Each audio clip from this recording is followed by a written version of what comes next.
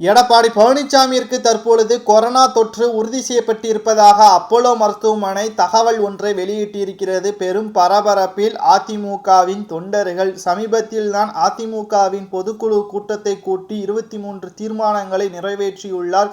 தற்பொழுது எடப்பாடி பழனிசாமி அவர்கள் வருகின்ற நாடாளுமன்ற தேர்தலையொட்டி பல்வேறு பகுதிகளுக்கு பிரச்சாரத்திற்கும் மேற்கொண்டு வரும் நிலையில் நேற்று இரவு அவருக்கு உடல்நிலை குறைவின் காரணமாக இன்று காலையிலேயே மருத்துவமனையில் அனுமதிக்கப்பட்ட பொழுது அப்போலோ மருத்துவர்கள் கொரோனா தொற்று இருப்பதாக அறிகுறிகளை வெளியிட்டிருக்கிறார்கள். 3 நாட்கள் தற்பொழுது தனிமையில் இருக்க வேண்டும் என்றும் மருத்துவர்கள் கூறியிருக்கும் நிலையில் தற்பொழுது அப்போலோ மருத்துவமனையில் தனிமையில் இருப்பதாகவும் செய்தி வட்டாரங்கள் கூறப்படுகிறது. குறிப்பாக எடப்பாடி பழனிசாமி அவர்கள் யாரையும் சந்திக்க கூடாது என்றும் பிரச்சாரத்தை மேற்கொள்ளக்கூடாது என்றும் அவருக்கு அறிவுரையும் மருத்துவர்கள் கூறியுள்ளனர். பல்வேறு பகுதிகளுக்கு பிரச்சாரம் மேற்கொள்ளக்கூடிய சூழ்நிலை அமைந்ததன் காரணமாகவும் பல்வேறு இடங்களுக்கு சென்றதன் காரணமாகவும் தான் கொரோனா தொற்று ஏற்பட்டிருக்கலாம் என்றும் இனி வரக்கூடிய காலகட்டத்தில் சரியான பாதுகாப்புடன் பிரச்சாரத்தை மேற்கொள்ள வேண்டும் என்றும் மருத்துவர்கள் கூறியுள்ளனர். இதனால் வருகின்ற நாடாளுமன்ற தேர்தலில் தற்பொழுது எடப்பாடி பழனிசாமி அவர்களுக்கு அடுத்தபடியாக செங்கோட்டையன் அவர்கள் வருவாரா அல்லது சி.வி. சண்முகம் அவர்கள் வருவாரா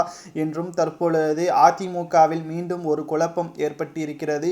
தென் மாவட்டங்கள் முழுவதும் செங்கோட்டையன் அவர்கள் மேற்கொள்ளட்டும் என்றும் வட மாவட்டங்கள் முழுவதுமாக சி.வி. சண்முகம் அவர்கள் மேற்பார்வை கொள்ளட்டும் என்றும் எடப்பாடி பழனிசாமி அவர்கள் கூறியுள்ளார். ஆனால் தற்பொழுது தங்கமணி, வேலுமணி இவர்களுக்கிடையும் தற்பொழுது கடும் மோதல்கள் நிலவி வருகிறது.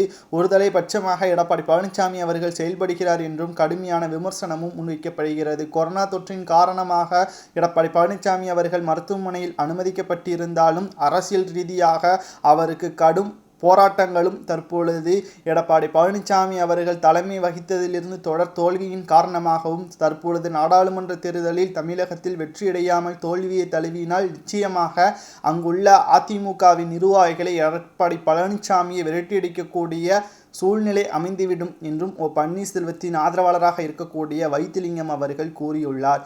சரி, அரசியலில் எடப்பாடி பழனிசாமி நல்லவரோ கெட்டவரோ கொரோனா தொற்றிலிருந்து அவர் நல்லபடியாக வீடு திரும்ப வேண்டும் என்று நமது சேனல் மூலியமாக பிரார்த்தனை செய்து கொள்வோம். உங்களது பிரார்த்தனைகளையும் கமெண்ட் வாயிலாக கூறுங்கள். நன்றி, வணக்கம், ஜெய்ஹிந்த்.